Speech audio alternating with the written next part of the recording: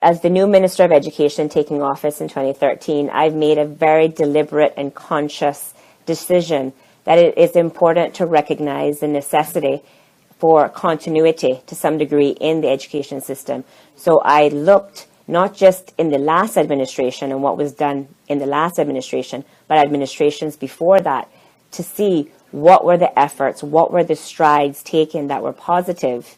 and that helped us to get the kind of gains and momentums that we're starting to see bear fruit now in the education system, but also where there were gaps. Then that's where I look to fill those gaps by new initiatives and by new thrusts. So one of the things that I realized that has really kind of fallen by the wayside over the last 4 years, or the prior administration, was really looking at doing proper inspections and assessment of the system and where we're at now. And so a big thrust for me as Minister of Education for the next year is to do a system-wide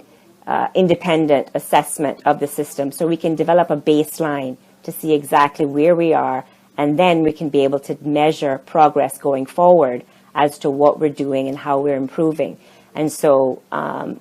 in essence,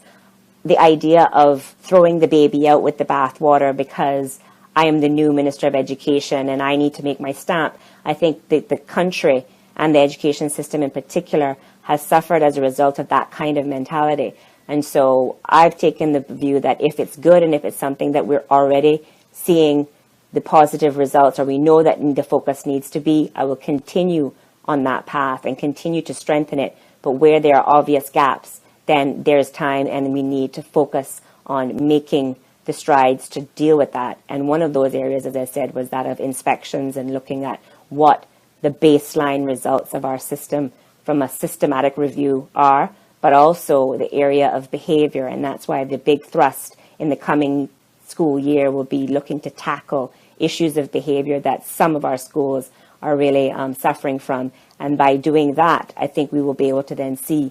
additional strides and additional increasing performance of our students, because once we tackle the issue of behavior for some of the schools where we do know that there are the gaps that existed